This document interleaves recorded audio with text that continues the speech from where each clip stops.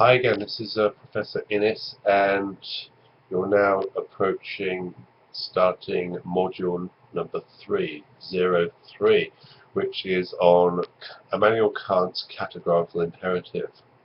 But before we go on to Kant, we'll mention again what we've already done in the course to make it obvious to ourselves why we're discussing Kant. So, what we've done so far is our introduction to philosophy. That in philosophy we are looking at problems.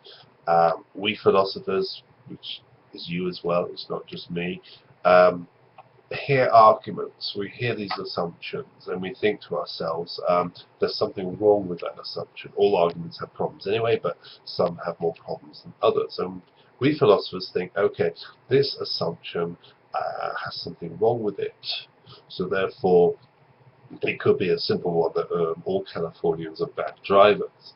Right, okay, that sounds a bit of a generalization. It's not the case. I'm sure there are lots of Californians who are really good drivers. Well, where did the person come up with this argument? So we hear these arguments and we think to ourselves, okay, what is actually wrong with these arguments?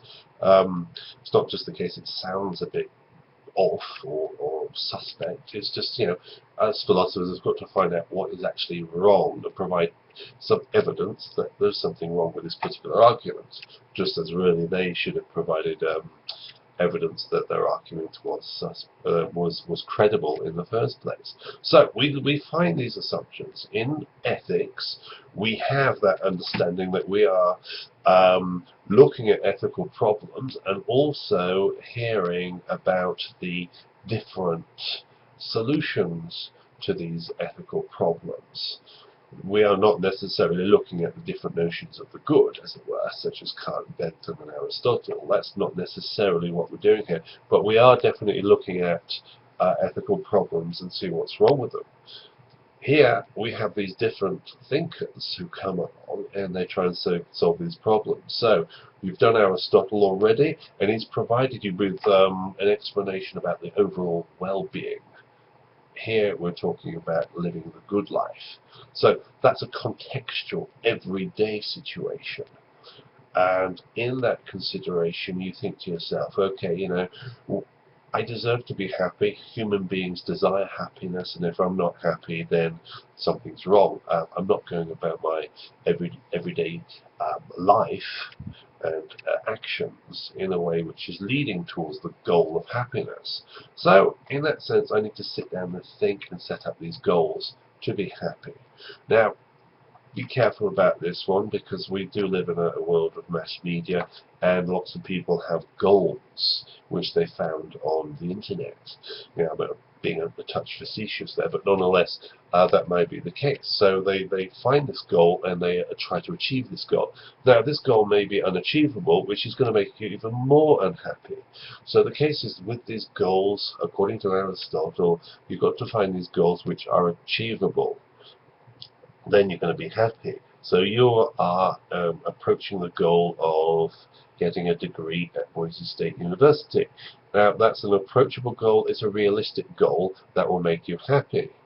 You just have to plan yourself correctly. Don't do too much work or too little work. Just the happy mean between excessive work and deficient work. Do the work required. If you just want a grade B or a grade C, then do the work required just for that. That's a dangerous action, by the way, but nonetheless it is part of the goal. If you want the grade A, then you just do every single piece of work thrown at you in this course, of everything. And that is quite achievable. It's the case, there's a lot of work in this course, because it's an online course and you've got 47 hours extra work to make up for not being in the classroom. So you understand the situation and you understand your goal, and you approach that goal with all knowledge and all expectation of achieving that goal. So that's you being successful. According to Aristotle, that's going to make you happy. So that's Aristotle. Now, you're going to go on to Kant now, and Kant is a modern philosopher, a scientific philosopher. It is now the case we extricate the moral consideration from its context and examine it in isolation. So, for example, if we're talking about Aristotle saying we should be happy, then okay, I don't know if that's going to be a consideration here, because for Kant, he's not talking about happiness. Bentham later on will be talking about happiness, pleasure, possibly there. But here, from the scientific method, we are looking at this act to see if it's moral in nature. So it's a scientific approach. It's not holistic as with Aristotle. It is merely the sense that we're looking at from a scientific approach to see if a rule could be set up to allow us to act in this particular way. So we say to ourselves then, okay, capital punishment. Is capital punishment ever going to be considered as acceptable? Now, for the categorical imperative, we're talking about a category, and therefore, if capital punishment fits into a category which we object to, then capital punishment is wrong. So if you have said this morning that, let me say here, that I don't know, killing is wrong, then possibly you would say there afterwards that capital punishment is wrong because it's a form of killing. Right, that's a consistent argument. You're not contradicting yourself.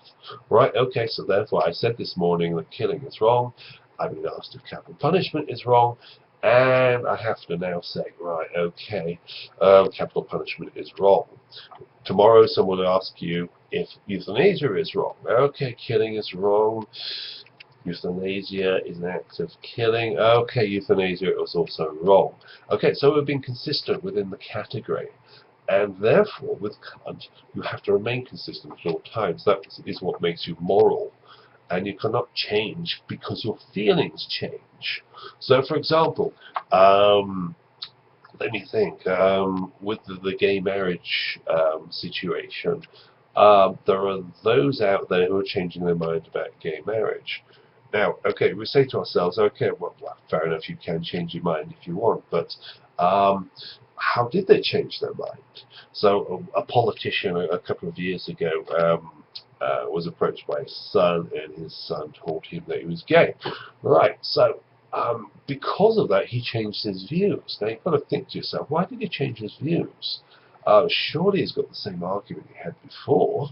It's just now his son is gay. He's found out his son is gay. So why did he change his views? Did he change them because of his emotional attachment to his son? Right, for the categorical imperative, that is not good enough. That is not a good reason for changing your mind on moral issues. If it is the case, you have a platform for the tradition of marriage and everything thereafterwards, and the belief on human relations, then you don't change them just because something happened to you. Something in your family changed. For example, for this example, the politician's son turned out to be gay. That's irrelevant. It has no bearing whatsoever with Kant.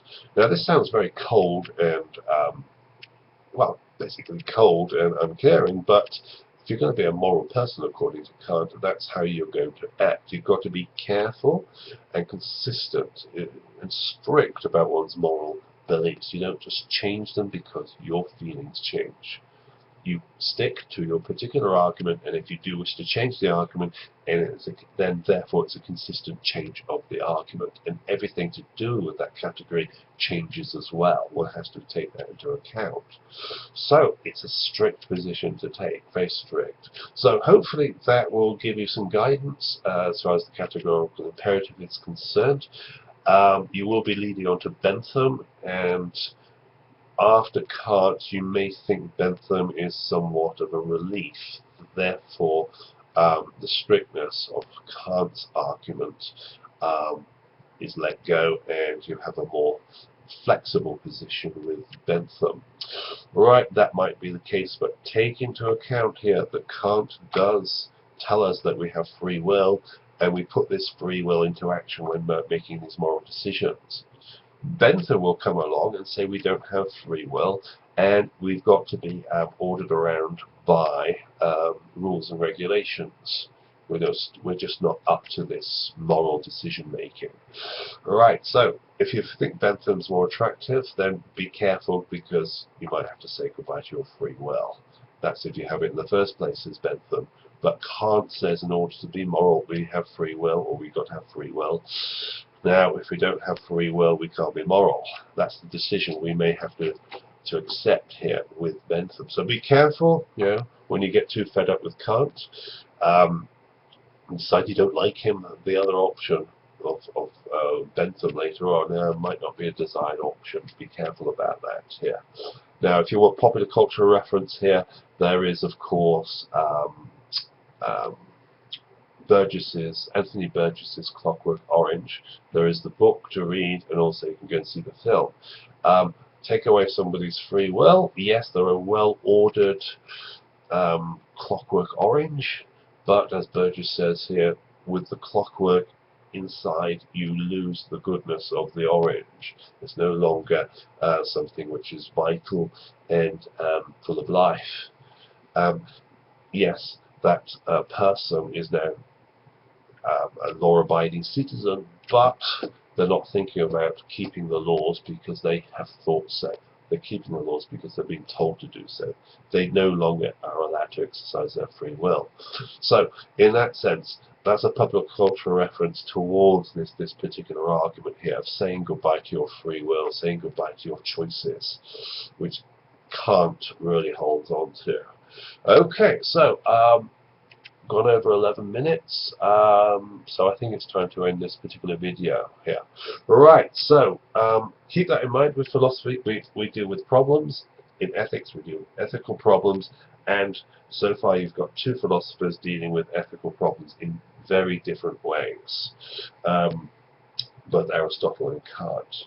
Before I go, be careful with your essays, whether they are in the exam or in the critical response. They are supposed to be full essays, 5 paragraphs at least, and use the time available, please. Don't simply provide a few lines. These are essays. They're full university-style essays. Please write them as such. Okay, just a pointer there.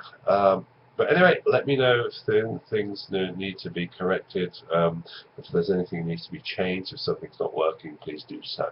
Okay, so I'll stop right here and wish you all the best and speak to you in the journals.